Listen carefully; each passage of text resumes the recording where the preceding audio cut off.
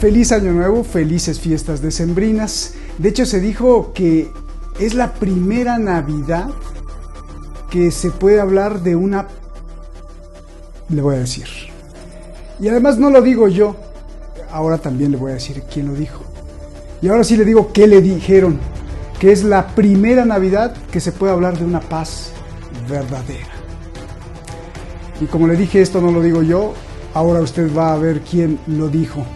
Mientras, pues, felices fiestas de fin de año y un inicio de año espléndido. Soy Roberto de la Madrid y esto es como siempre ha sido suyo, Detrás de la Razón. Comenzamos.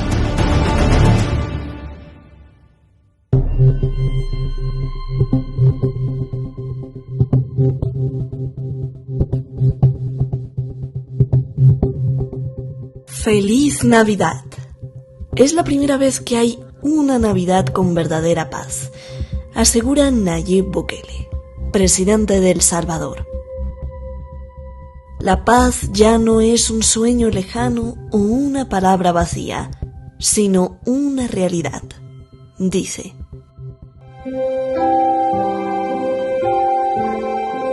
Esta es la primera vez que los salvadoreños estamos disfrutando una Navidad con verdadera paz. La paz ya no es un sueño lejano o una palabra vacía. Ahora es una realidad. Ahora las familias salvadoreñas pueden reunirse con sus seres queridos, abrazarlos y convivir con tranquilidad. Más aún, ha afirmado que El Salvador es uno de los países más seguros del continente. Confiamos en Dios que esta será la primera de muchas Navidades que nuestro país celebrará con seguridad, libertad y paz. En poquísimo tiempo, El Salvador ha pasado de ser el país más peligroso del mundo, literalmente, el país más peligroso del mundo, a estar en camino a ser el país más seguro de América.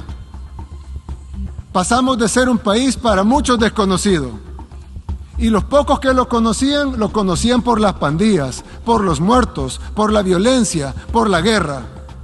Pasamos de eso a ser un país conocido por las playas, por el surf, por sus volcanes, por su libertad financiera, por su buen gobierno y por haber acabado con el crimen organizado.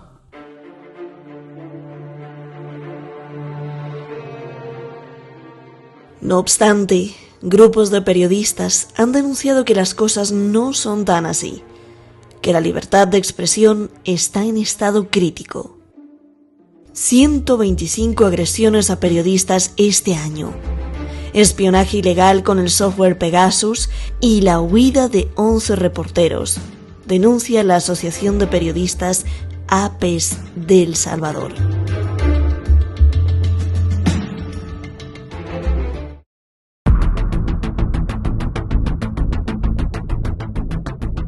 Por su parte, el bloque de resistencia y rebeldía popular de El Salvador denuncia que el régimen de excepción impuesto por el presidente Bukele es en realidad una arremetida contra la población civil para criminalizar a los sectores más vulnerables.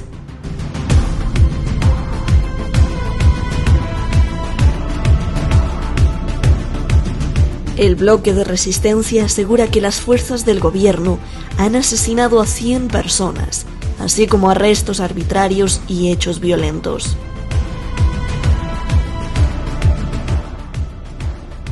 Llevamos 8 meses en esta guerra contra las pandillas y gracias a Dios la estamos ganando. El presidente Bukele ha defendido su mano dura contra las sanguinarias pandillas de la Mara Salvatrucha y Barrio 18. Desde que inició su plan este año, ha ordenado la detención de más de 60.000 pandilleros.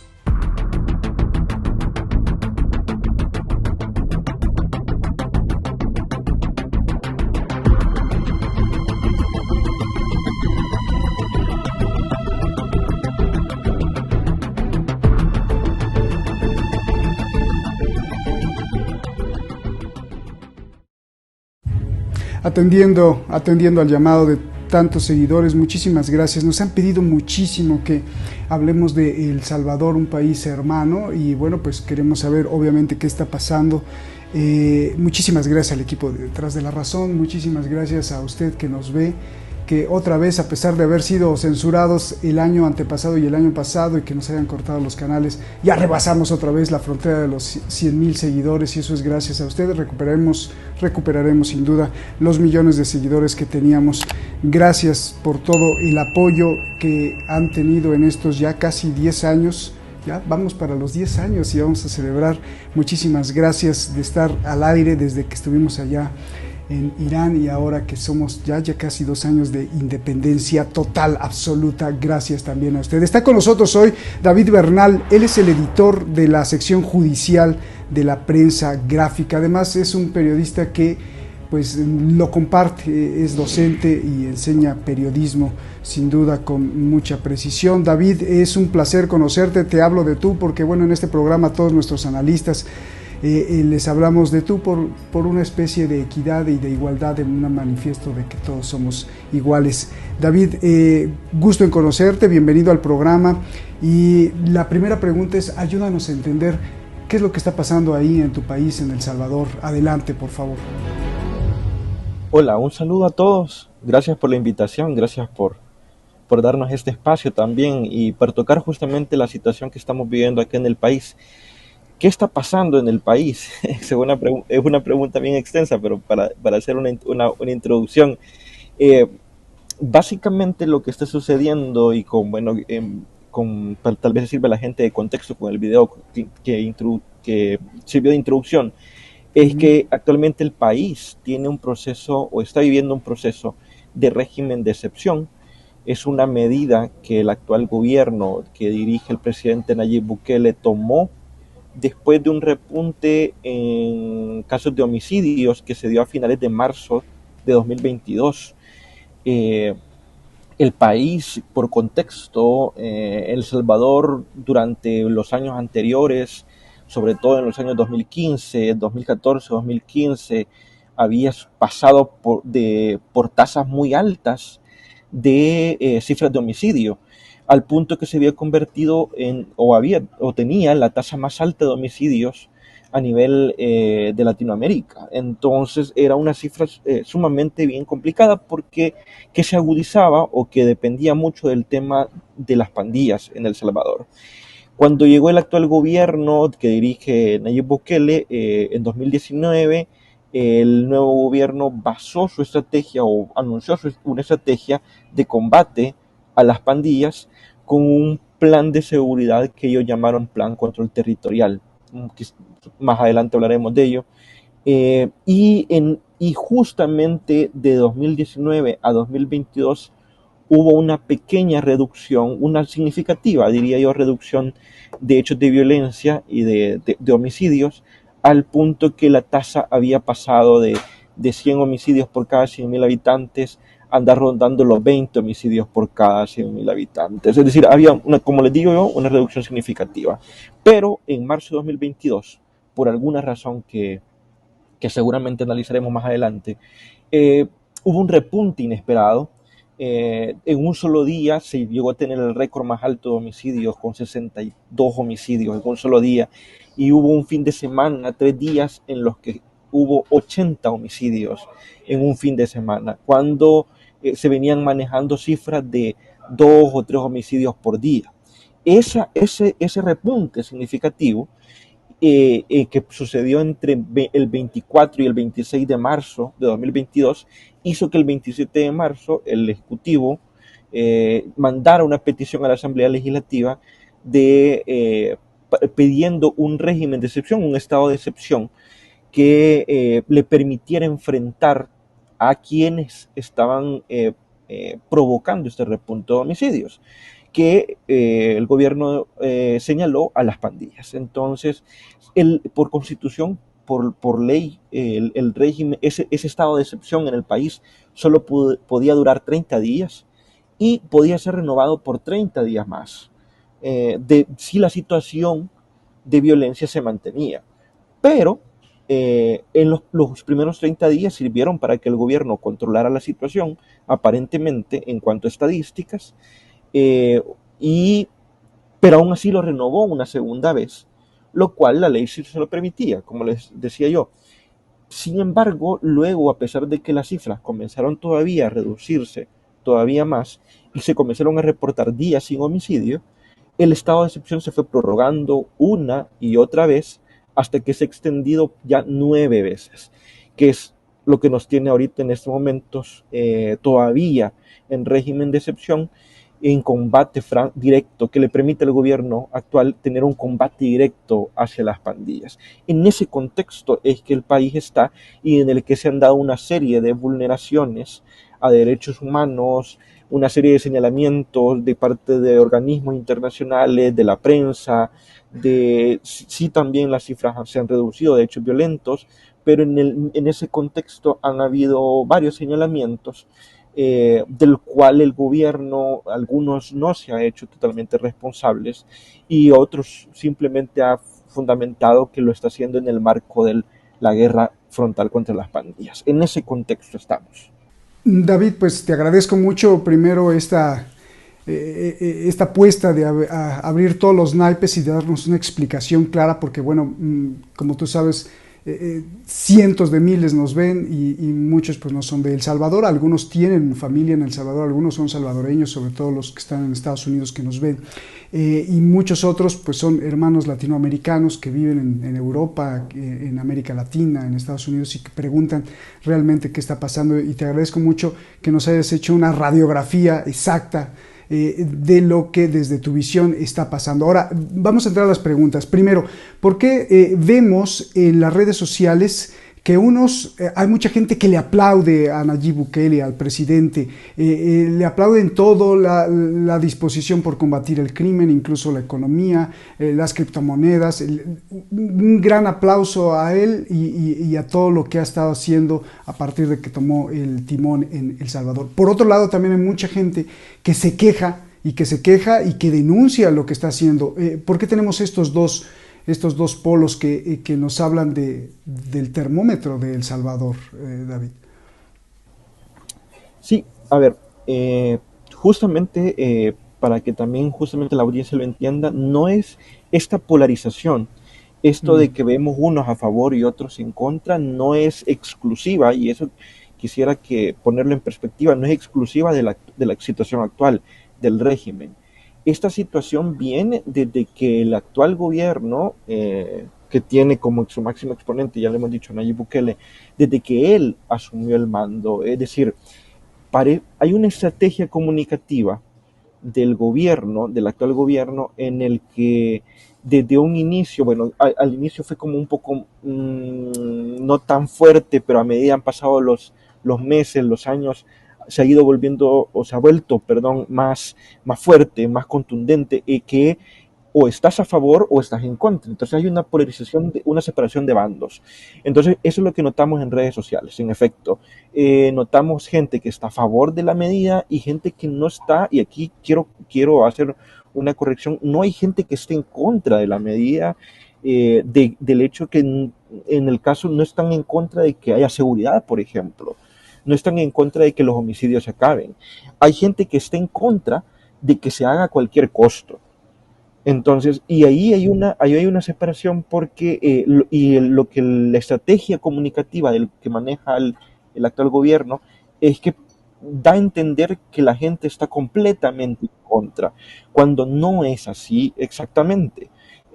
Pero básicamente lo que se ve del exterior, incluso internamente en el país, es esa polarización, ese a favor y en contra. La estrategia del régimen de excepción ha generado muchos adeptos, ha generado muchas críticas positivas. Acá en la prensa gráfica donde yo laboro, tenemos una de las, si no la más grande casa encuestadora a nivel de medios de comunicación, que es LPG Datos. Hemos hecho encuestas casa por casa, hemos hablado con la ciudadanía y la ciudadanía concuerda. Es decir, por mucho que digan que la prensa gráfica es un medio independiente, un medio contrario al gobierno, etcétera, que se nos ha dicho, pero nuestras propias encuestas hablan de que la medida del régimen de excepción tiene un alto nivel de aprobación, lo cual es positivo porque, como les decía yo, ha logrado reducir las cifras de homicidios y ha logrado mantener zonas que antes eran conflictivas en aparente tranquilidad. Lo que se ha criticado desde el periodismo, tanto desde el periodismo independiente como de las organizaciones civiles independientes, es la metodología que se ha utilizado y la poca transparencia en la medida. Aquí quizás también me voy adelantando un poco a las preguntas que puedan tener más adelante, pero por ejemplo, en cuanto a transparencia me refiero yo, cuando les decía yo, por ejemplo, que en 2015, 2016 hubo un repunte altísimo de homicidios, con cifras que superaban los 100 homicidios, la tasa por cada 100.000 habitantes, era porque se disparó porque años previos, durante el gobierno del expresidente Mauricio Funes, hubo una tregua del gobierno con las pandillas, una negociación del gobierno con las pandillas, que permitió un equilibrio, que permitió que las pandillas controlaran las cifras de homicidios, las redujeran a cambio de ciertos beneficios para sus líderes y para sus miembros dentro de prisión como fuera de prisión. Entonces, eso se descubrió, esa tregua era un rumor, era un secreto a voces, pero el gobierno no la aceptaba. Entonces se descubrió años después cuando se judicializaron los casos y se descubrió que había gente metida en eso. Entonces, hoy se habla y se ha publicado en otros medios de comunicación, El Faro, medios también independientes de aquí del país, la prensa gráfica, el día de hoy, hemos publicado cómo aparentemente esa misma tregua sigue funcionando en el actual gobierno, en el gobierno del presidente Bukele. El punto es que la siguen negando. Es decir, hay muchos analistas independientes que dicen, es decir, hay posibilidades de tener una tregua con pandillas, eso es desde la antropología, desde la sociología, desde muchas otras ramas, no estoy hablando del periodismo, y hablo de opiniones de expertos que dicen, es posible tener una negociación con grupos criminales, pero si se hace en transparencia. Eso es lo que se critica a veces. Entonces, por eso es esa polarización. Y el gobierno, con la estrategia comunicativa, lo que aparentemente pasa es que todo lo que se critica, todo lo que aparentemente se pide, que sale del control de ellos, que sale de esa burbuja informativa que ellos manejan, lo ponen como si estuvieran criticando la medida directamente, y no es así. Entonces, por eso es que se ve como si hubiese dos bandos, que son salvadoreños malos y salvadoreños buenos, salvadoreños que están a favor de las pandillas y salvadoreños que están en contra, cuando no hay nadie a favor de las pandillas. Claro. Lo que les dije es gente a favor de los derechos humanos. De hecho, es esta una de las explicaciones, me imagino, que vemos en muchos videos al presidente como si fuera un superhéroe, ¿no? Un héroe guerrillero, un héroe más que guerrillero, sino un héroe, un salvador que tiene la razón y viene a ponerle luz, ¿no? Hay muchos videos y qué bueno que nos los aclaras, porque esto es como esta es la estrategia de comunicación que está aplicando. Varias preguntas, David. A ver, me llamó la atención que dices que baja el nivel de homicidios, pero esto no coincide también con la pandemia, y cuando ya la gente no empieza a salir, sino sale ya de lleno, hay un repunte. ¿No esto también coincide con las restricciones de la pandemia, o es coincidencia? Ya venía mostrándose previo a la pandemia. Es decir, cuando el presidente Bukele asume su mandato en junio de 2019, el primer semestre, por ejemplo, de 2019, ya mostraba una leve reducción en tasa de homicidio. Una leve reducción que ya venía de paso del año incluso 2018 y el primer semestre de 2019. O sea, ya venía una tendencia a la baja, no tan significativa como la que se ha presentado durante el actual gobierno. Eso es, las cifras lo dicen, no podemos ocultarlo. No era tan significativa, pero el actual gobierno sí se nota un descenso en esas estadísticas. Entonces, claro, luego viene la pandemia, el tema de que estamos encerrados, este confinamiento que provocó, y obviamente las estadísticas de criminalidad todavía hubo una reducción todavía más evidente, más significativa. Entonces, sí ayudó, pero ya venía mostrándose, había una tendencia, que por eso les decía yo que fue raro que esa tendencia se rompiera de manera tan drástica en marzo de 2022, que esa tendencia se rompiera de manera tan abrupta. Es decir, que ¿Y por qué se rompió? ¿Por qué se rompió, David? A ver, aquí hay diversas teorías, y eso lo hemos publicado, lo hemos investigado desde el periodismo. El gobierno no ha hecho una postura oficial, lo cual lamentamos, pero lo que hemos investigado desde el periodismo son básicamente dos teorías bastante, las dos más fuertes son: una, que las pandillas querían presionar por beneficios que estaban perdiendo, que el tema que yo les mencionaba, el tema de esta tregua que se mantiene, de esta negociación que se mantiene entre el gobierno y las pandillas, aparentemente esa tregua se mantenía pese a que el gobierno era nuevo y que asumió en junio de 2019 y que el presidente Bukele ha señalado que esa era una política de los gobiernos anteriores, pero todo apunta, todo lo que se ha investigado apunta a que la tregua se mantenía, incluso dentro de su gobierno, pero que ahí por inicios de 2022, entre finales de 2021 e inicios de 2022, las pandillas mostraron una cierta inconformidad con que estaban perdiendo algunos de esos privilegios que la tregua les daba, y los homicidios sirvieron para presionar al gobierno. Y entonces lo que el gobierno respondió con esta guerra franca y directa, aparentemente, a las pandillas. Ese es un lado de la teoría. Hay otra teoría que es el tema de que fue una estrategia de algunos sectores del gobierno que buscaban también presionar por algunos préstamos acerca de fondos que iban destinados a seguridad, fondos que iban destinados a la Fuerza Armada, que ha tenido un aumento de presupuesto significativo, y que eso les iba a permitir justificar en cierta medida que se hiciera una guerra directa aparentemente contra las pandillas, contra los terroristas, como es la estrategia gubernamental de comunicación lo señala. Entonces, esos son como los dos lados. Lastimosamente, lo que les decía yo, falta un poquito de transparencia, un poquito es un decir, del actual gobierno, para aceptar y decir, miren, sí pasó esto, porque básicamente nunca lo explicaron. Lo que hubo después fue una respuesta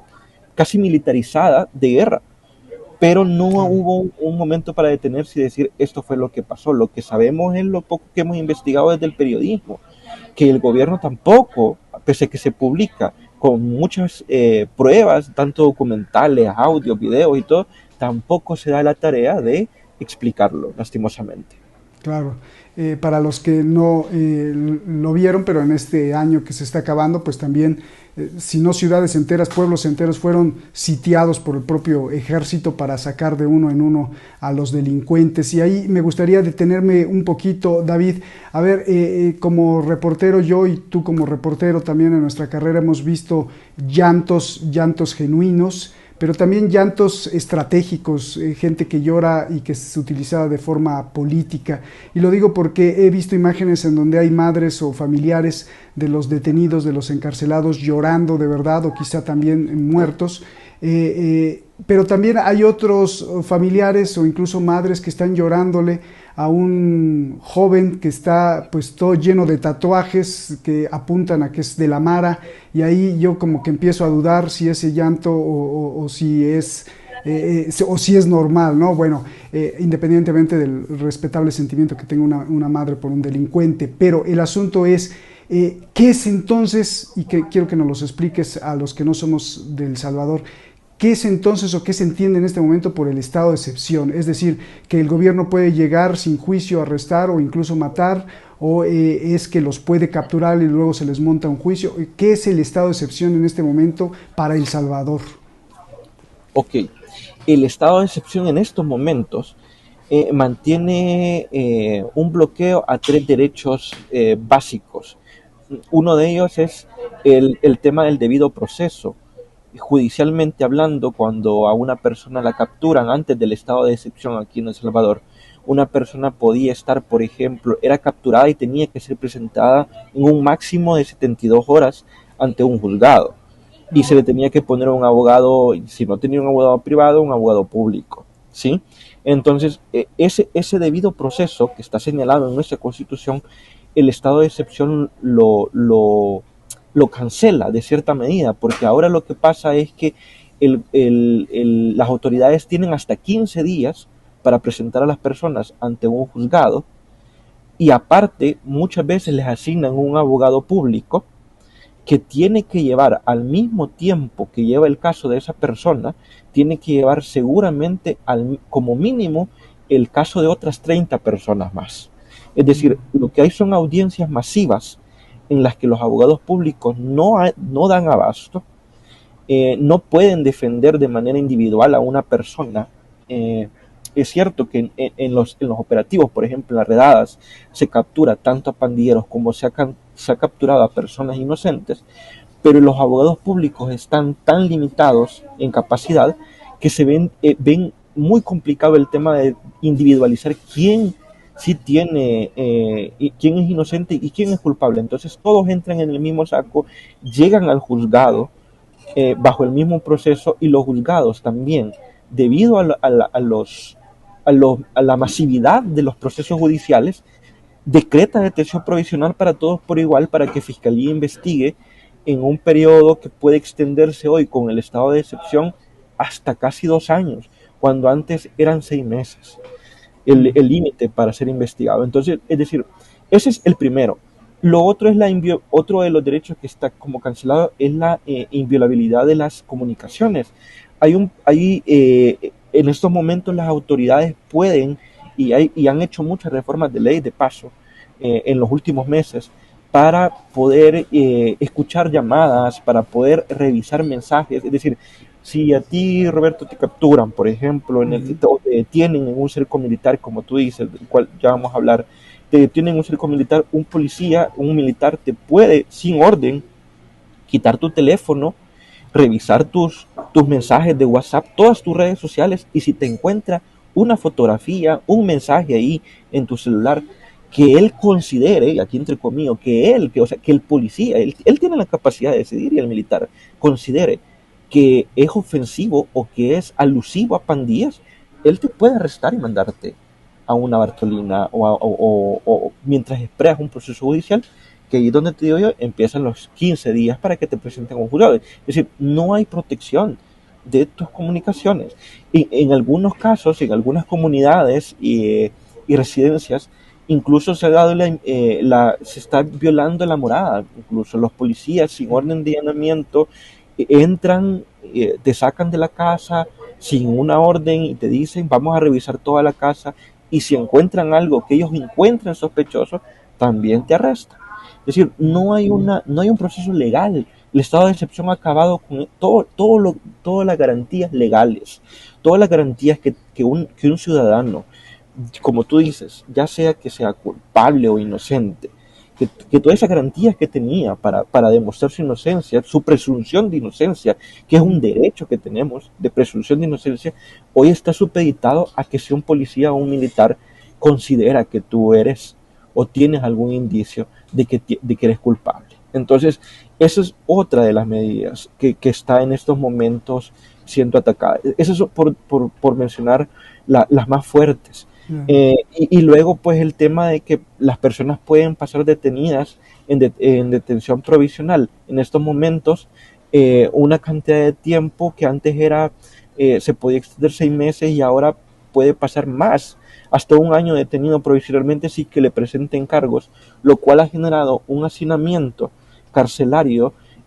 Ya hemos hecho cálculos desde acá, desde la prensa gráfica, desde la sección de judicial. Tenemos en estos momentos, si las estadísticas fueran absolutamente reales, y hago la aclaración porque ya más adelante les voy a explicar por qué, si las estadísticas oficiales que el gobierno está dando son reales, tenemos el hacinamiento más grande de incluso a nivel mundial, la tasa de hacinamiento más grande de personas a nivel mundial, porque tenemos tanta gente detenida, algunos de ellos sin cargos, que están ahí inflando las cifras carcelarias.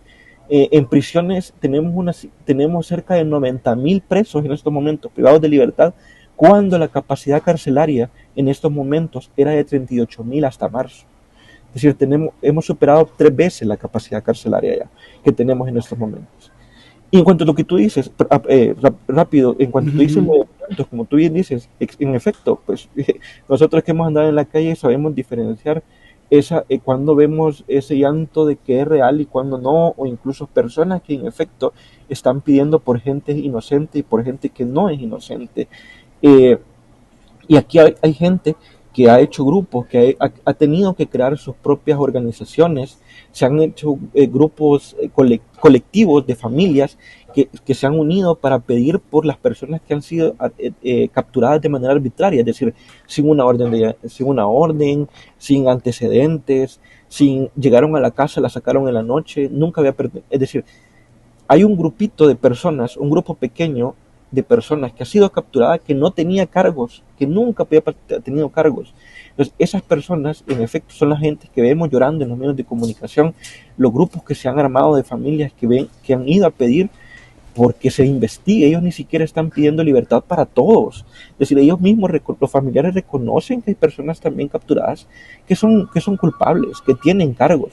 Ellos no están pidiendo libertad así a diestra y siniestra. Ellos lo que están pidiendo es una investigación y que los que son considerados inocentes sean liberados. Pero eso es lo que sí, claro. A ver, David, ahí me imagino que muchos de los que nos están viendo, por un lado, dirían, bueno, pues si es que es la Mara Salvatrucha, o es la Mara, o es las otras pandillas que son de las más sádicas incluso del mundo, pues están en guerra, ¿no? Y pues como decía mi abuelita, justos por pecadores, pues ni modo, como es en guerra, pues se acabaron las garantías y es la única forma de sacarlos. Ahora, a detenerlos todos, a arrestarlos todos, y si ahí se van inocentes, pues ni modo, ¿qué vamos a hacer? Sino, ¿cómo paramos esto?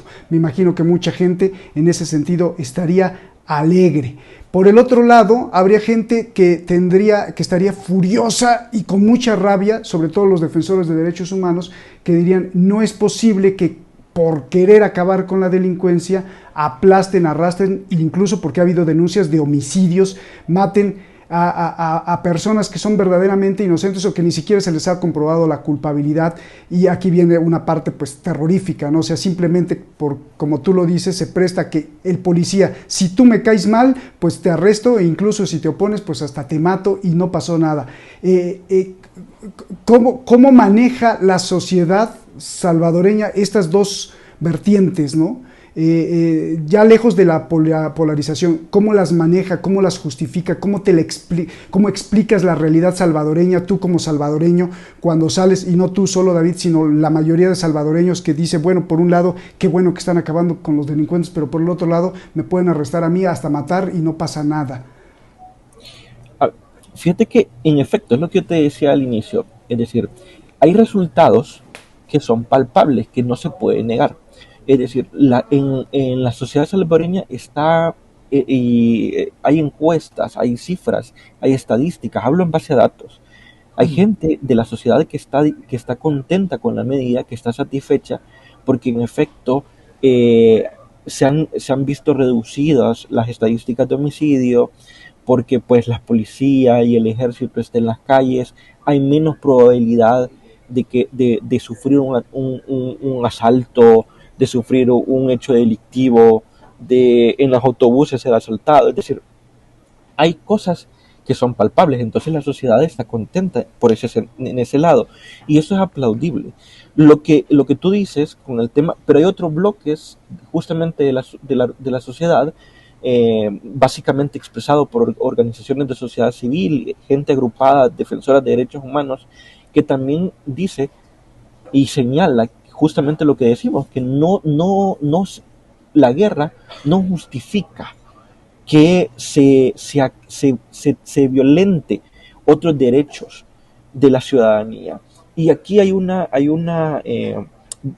y eso lo digo a título personal, como David Bernal, como periodista, como ciudadano también, y aquí lo que la sociedad no se da cuenta de algunos aspectos es de cómo a veces los gobiernos pueden también jugar a ser el mago y el ilusionista. Te lo voy a explicar de alguna manera. Los magos y los ilusionistas, cuando nos están mostrando algo, nos dicen en esta mano, miren esta mano, la moneda en esta mano, pero con la otra están haciendo algo diferente que no estamos viendo. Te lo pongo desde esa perspectiva, y por qué la sociedad a veces porque hay altos índices de aprobación. Mientras la medida de seguridad, que es la que sostengo en esta mano, que la sostiene el gobierno en esta mano, está dando buenos resultados a nivel de estadísticas y está generando una reducción significativa de hechos violentos y de homicidios, en la otra mano el gobierno está aprobando leyes que permiten hacer compras algunas de ellas ligadas a hacer compras y obras, algunas de ellas ligadas al régimen de excepción, saltándose los procesos constitucionales de, de regulación de compras de bienes y servicios. En el país existe una ley que se llama Ley de Adquisiciones y Compras Públicas, que es la LACAP. Esa LACAP tiene una regulación, los controles bajo los cuales el gobierno puede hacer compras, es decir, tiene que pasar a ver una licitación, tiene que revisarse la experiencia del que está haciendo la oferta, tiene que haber una transparencia, el gobierno tiene que publicar los contratos, decir de dónde vienen los fondos. Lo que ha hecho el gobierno durante estos 9 meses que te digo yo, que se ha aprobado y que se ha renovado el régimen de excepción, es aprobar una serie de leyes que ha permitido violentar la LACAP, o sea, saltársela. Compran productos, hacen obras sin que rindan cuentas. Entonces, lo que yo estoy haciendo con esta mano derecha, que bueno, lo destruyo con esta otra, porque aparentemente estoy ocupando una medida que está teniendo tan buena aceptación para generar, no podemos dar por sentado que hay casos de corrupción todavía, porque eso es algo que se está investigando, pero para generar un caldo de cultivo de corrupción tan inmenso que la gente no está viendo en estos momentos, pero que se verá a medida pasen los meses y los años. La medida, por ejemplo, esa es otra que, pues, algunas imágenes de apoyo que he estado viendo, la medida del Bitcoin, por ejemplo. Antes de que se estableciera el régimen de excepción y que se hablara de seguridad en el país, la medida que abanderaba el país y de la cual se hablaba de El Salvador a nivel mundial era el Bitcoin. Y la ley del Bitcoin, el éxito que iba a tener el Bitcoin, y etcétera. Pero ¿qué pasó? Fracasó. Es decir, las compras que se hicieron, que en teoría iban a rendir mejores frutos, que iban a subir el precio del Bitcoin y todo, no hay una explicación una explicación oficial de dónde salió el dinero, dónde está el dinero, cuáles son los dividendos que se están obteniendo con la compra del Bitcoin que hizo el gobierno. Y entonces no se habla de Bitcoin porque en esta mano derecha estoy hablando de seguridad y con esta mano izquierda yo puedo hacer cualquier otra cosa. Entonces, es lo que te digo yo, es decir, la sociedad en estos momentos está tan enfocada en su necesidad, que es lógica, de tener seguridad y de sentirse seguro y de sentir paz, que está pasando por alto otras cosas que el gobierno está haciendo, que a la larga, a mediano plazo, también nos afectará. Y ese es el reclamo también del tema de las organizaciones de sociedad civil. Que las organizaciones de sociedad civil, por ejemplo, en el país se habla que durante el régimen de excepción se han hablado de 90 personas privadas de libertad que han muerto dentro de las prisiones. La mayoría de ellos que eran personas que no estaban ligadas a pandillas.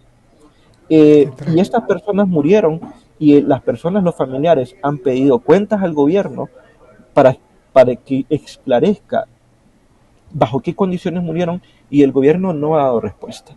Entonces, obviamente, es lo que te digo yo, es difícil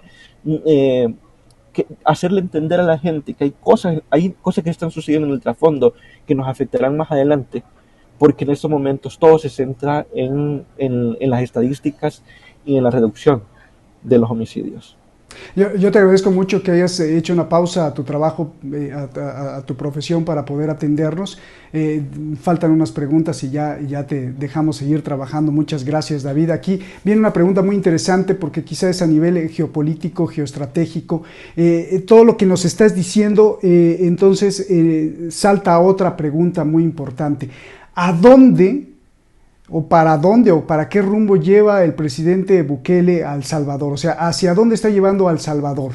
Y de aquí se desprenden más incógnitas, porque desde lejos, desde fuera de El Salvador, uno se pregunta, bueno, el presidente de El Salvador es de derecha, de extrema derecha, es de izquierda, es de extrema izquierda. ¿Hacia dónde lo está llevando? ¿Cómo nos defines este gobierno? Es una pregunta bien difícil de responder, es decir, de verdad que a nosotros incluso como periodistas nos gustaría hacerle esa pregunta al propio presidente de qué es. Mira, el caso de Bukele es bien peculiar, Roberto, es decir, él se tiró a la carrera política y nació en un partido de izquierda, que era el FMLN, ya el partido del Frente Farabundo Martí, que venía de la guerrilla. Entonces, él fue alcalde, sus primeros 2 periodos como alcalde, los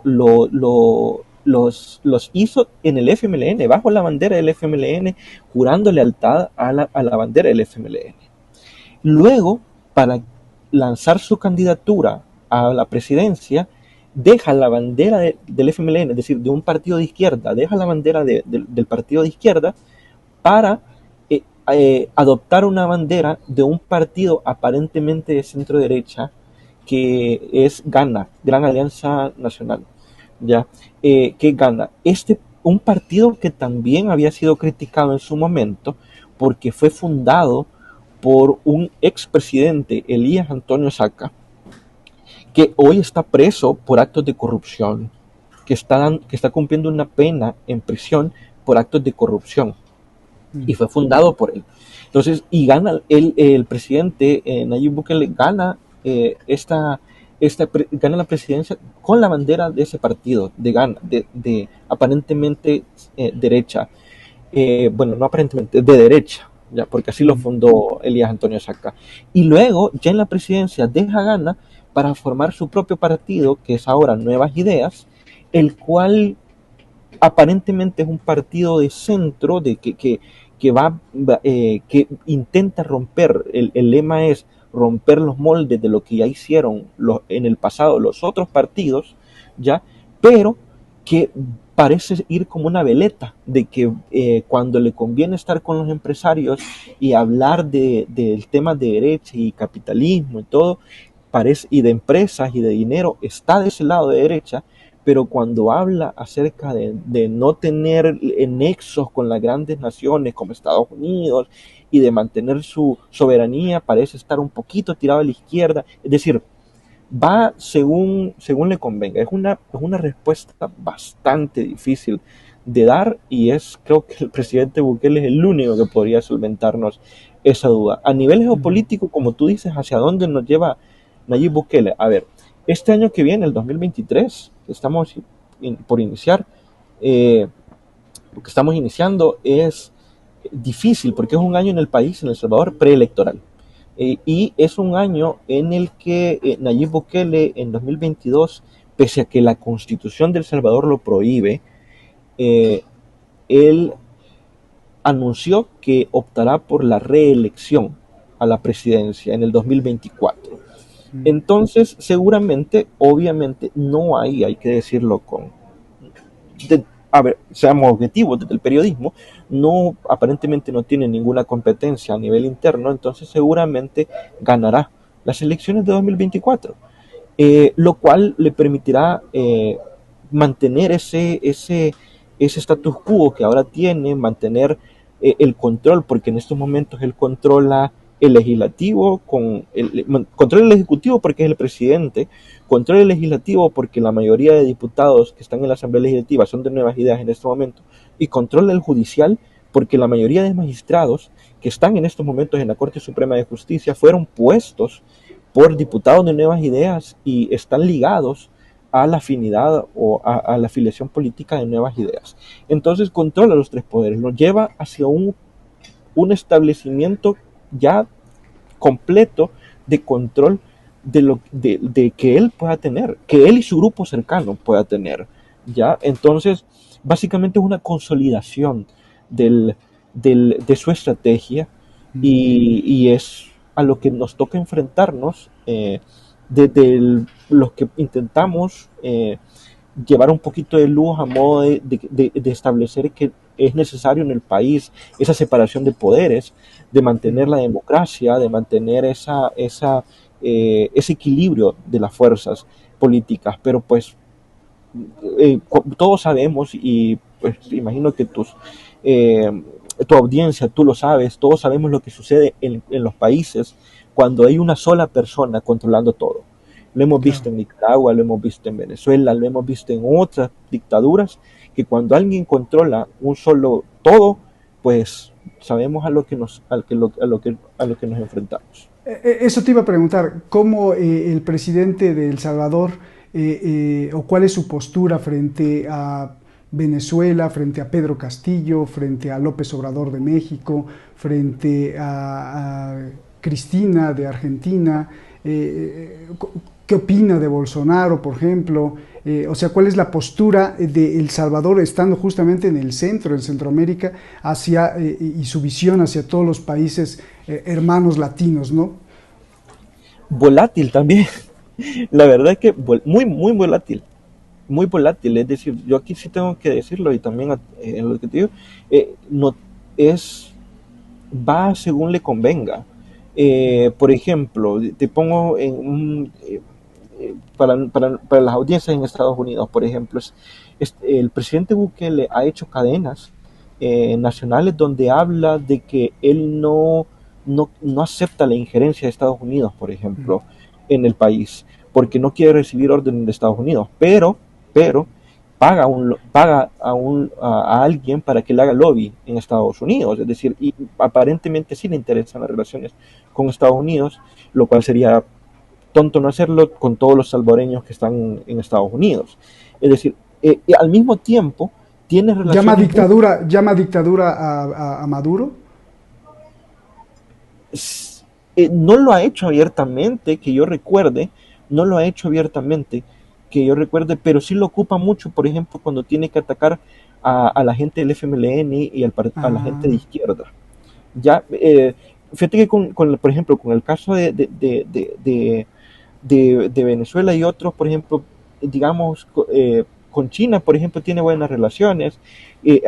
China está haciendo muchos proyectos acá en el país. China está haciendo una biblioteca en el centro capitalino, en el centro de San Salvador, y está por construir un estadio. Es decir, la cercanía que tiene el gobierno de Bukele con China es bastante grande y es algo que ha causado recelo incluso en Estados Unidos. Es decir, no parece ser que no tiene una postura totalmente directa a veces con ciertos países de la región, pero que los ocupa cuando le conviene. Y eso es algo que lastimosamente no nos ayuda mucho a dilucidar hacia dónde apunta. Claro, porque yo vi que criticó muchas veces a Maduro, critica a su vecino Nicaragua, no apoya lo de Pedro Castillo, como que se deslindó de lo que pasó en Bolivia, mucho menos fijó postura con el golpe a Cristina, por ejemplo. O sea, como que de un lado nos enseña su cara de derecha total, y luego del otro lado nos enseña la cara de izquierda, de decir, no con Estados Unidos, sí con China, pero contrato a alguien de Estados Unidos para que además me haga lobby. Qué complejo lo que nos estás diciendo, David.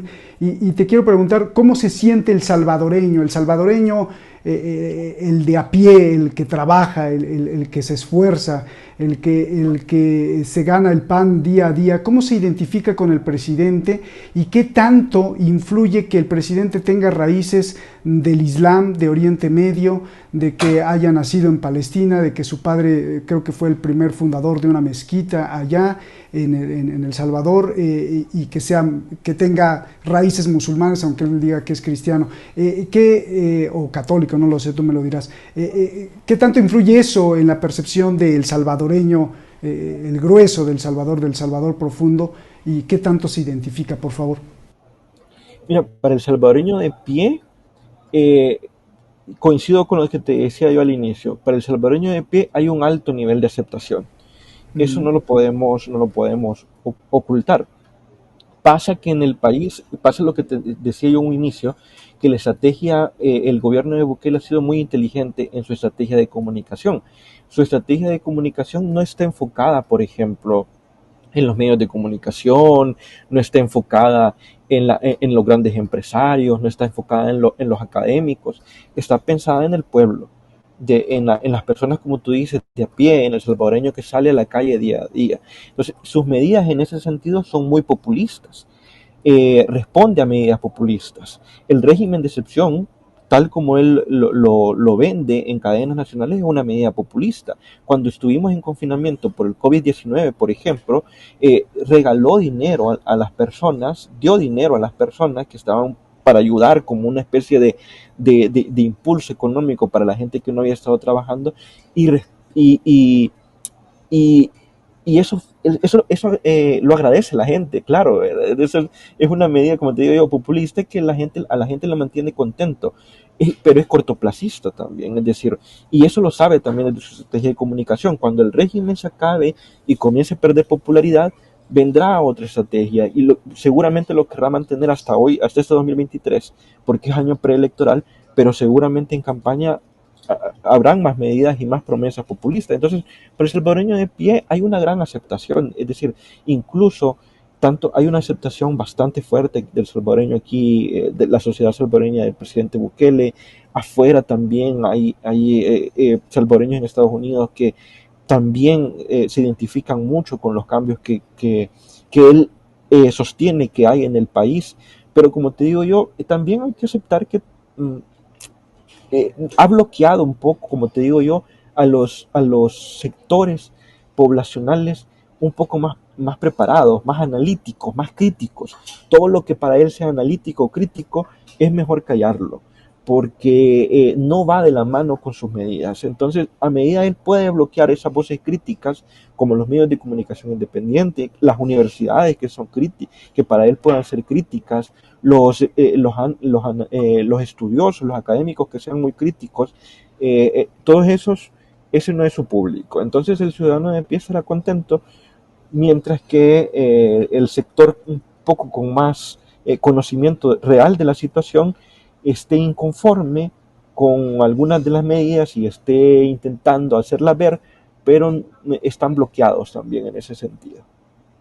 La última pregunta, la cuestión económica, David, ¿y cuál sería pues tu deseo de inicio de año en cuanto a tu país, en cuanto al bienestar de los salvadoreños? Mira, la situación económica en el país es complicada, como a nivel mundial, es decir, el mundo se va hacia 2023, hacia esperamos que no una restricción absoluta, ¿verdad? Eh, la economía está lento, hay países que no están produciendo como deberían las grandes potencias. Eso nos afecta obviamente a todos los países que dependemos de ellos. Es decir, no pinta para ser un año 2023 económicamente muy satisfactorio, y espero y deseo de corazón que a todos nos vaya bien y que de todo que podamos decir en diciembre de 2023 a esta misma altura sobrevivimos, ¿verdad? Es un año sin duda, como te digo yo, en el país, en El Salvador, que es preelectoral, que seguramente afectará y que todo será campaña, que ese será el tono que se manejará en el país. Será interesante ver el gobierno qué medidas toma justamente para, si ya solventó el tema de la seguridad, que con lo del régimen, será interesante ver cómo solventa el tema de la economía, que será uno de los retos más fuertes sin duda en el 2023. Por ejemplo, aquí rápidamente acaban de aprobar en diciembre una reforma de pensiones en el país a los salvadoreños. Es decir, habrá que ver cómo eso hoy en 2023 se materializa y se ejecuta, para ver si afecta al ciudadano o si lo beneficia. Entonces será un año complicado. Nosotros, desde mi perspectiva como periodista, yo deseo de todo corazón que, como te digo yo, podamos sobrevivir al año 2023, no solo aquí, sino que en todos los países, a tu audiencia que nos ve de todos lados, que podamos sobrevivirlo, y que también desde el periodismo en El Salvador podamos tener más tranquilidad para hacer trabajo de investigación de forma independiente, y que se nos pueda ofrecer, o que podamos obtener, no para nosotros, sino para la ciudadanía, esa transparencia que hoy por hoy el gobierno actual nos ha quedado en deuda. ¿Tienes redes sociales para que la gente que quisiera hacerte alguna pregunta pues te pueda contactar? Claro, en Twitter estoy como @bernalpich. Esa es como la más común que tengo y la que más respondo.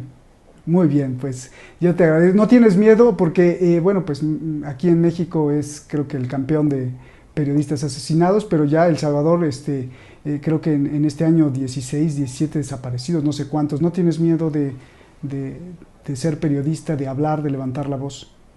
Siempre hay temor. La verdad es que siempre hay temor en que en algunas cosas que podemos decir. A veces hay algunas medidas que se han aprobado, algunos cambios de ley acerca de que amenazas para encarcelar a aquellos que estemos dándole voces, por ejemplo, al tema de las pandillas o haciendo investigaciones, pero pues también nosotros de alguna manera intentamos cumplir con nuestro deber. Al final no es un trabajo, y eso pues la audiencia tiene que entenderlo, no hacemos un trabajo para nosotros como periodistas, hacemos un trabajo para la audiencia, es una función social. Y nosotros intentamos hacer eso, una función social. Si nosotros nos quedamos callados con todos los bloqueos que hay, con toda la situación que se está viviendo, como te expliqué, si nos quedamos callados, pues la poca gente que tiene esa necesidad de conocer verdaderamente lo que está sucediendo, pierde una de las fuentes de información más importantes que tiene, y pues no queremos tampoco bloquear a la gente ni dejar de darles información para que ellos sean quienes tomen las decisiones más acertadas. Se me fue una pregunta muy Claro. importante que no quiero dejar de hacerte, David. Muchos denuncian que la Mara, por ejemplo, fue un monstruo que se creó en cárceles de Estados Unidos, y yo te pregunto, sin duda la estrategia de la Mara y de la delincuencia organizada, del crimen, es una estrategia muy bien planeada, o es una estrategia que ha servido de mucho para el tráfico de drogas, y aquí en México pues lo sabemos mucho. El Salvador no estará atrapado entre ese tráfico entre Colombia y México, no estará atrapado entre las redes de la geopolítica, no estará atrapado en las redes del interés mundial por la droga, por el comercio incluso de la trata de personas, de niños. ¿Cómo se ve desde El Salvador esta postura de tráfico internacional, en donde sin duda las pandillas en El Salvador hacen mucho de ese trabajo? Sí, fíjate que en el caso de ese es bien curioso. Yo creo que hay un fenómeno, y eso lo digo a título personal también, en base a la experiencia periodística de años y las investigaciones que hemos hecho. Hay un fenómeno muy, muy peculiar en El Salvador, algo que yo creo que todavía no hemos explorado por completo. Como tú dices, mira, hace algunos años habían redes muy fuertes en el país, redes de narcotráfico muy fuertes, que no eran pandilleros, eran redes de narcos. Hay nombres famosos que pueden ustedes buscar en noticias, en Google, incluso decir, por ejemplo, poner Los Perrones, y era una banda famosa de narcotráfico que había aquí, que tenía conexión con bandas mexicanas y de Colombia, y que llevaba droga y que pasaba por ahí. Pero hay un fenómeno, y ocupaban a las pandillas nada más como el brazo de operación, como que ellos hacían el proceso de manejo de la droga, mientras que lo logístico y todo le correspondía a las redes de narcotráfico. Esas redes de narcotráfico las fueron arrestando a los quienes lo lideraban, y las fueron encerrando, los fueron metiendo a prisión. Pero ahí surge la duda, ¿a quién le quedó el negocio? Porque es que la droga se sigue moviendo en el país. De vez en cuando el gobierno dice y menciona algún caso de que, bueno, hemos incautado una lancha, que es lo más común, una lancha en el mar que traía tantos kilos de cocaína y todo, bueno, y venían unos extranjeros con droga y ya. Pero el negocio sigue, lo cual quiere decir, y confirma que el negocio sigue, la red sigue. La pregunta que queda en el aire es, ¿quién maneja el negocio ahora? Y aquí lo que dicen y lo que nos han dicho fuentes validadas en el tema y expertas en el tema es que si la red no existe, si también están arrestando a los pandilleros, ¿a quién le queda el negocio? ¿Quién puede controlarlo? ¿Sí? Los gobiernos. Pregunta. Claro. Claro, entonces se habla de ese punto. Como te digo yo, no es algo que esté todavía por investigarse, y es un tema muy delicado, pero sí, todavía se sigue dando, y como te digo, incluso puede ser uno de esos temas que no estamos viendo porque pues hay medidas por el momento populistas más fuertes que sí podemos ver. Te agradezco mucho, David, un gran abrazo, lo mejor para ti y tu familia, y de corazón pues que las cosas vayan siempre para mejor en El Salvador y en toda América Latina, en todo el mundo, porque de eso se trata. David, un gran placer, gracias por tu explicación muy clara, con muchos puntos. Sin duda los seguidores te lo van a agradecer muchísimo y bueno, pues ya habrá muchas dudas, críticas o aplausos, que para eso está aquí Detrás de la Razón. Muchísimas gracias, David, un abrazo y gracias a usted y pues feliz año, nos vemos hasta la próxima. Gracias. Hasta la próxima, gracias.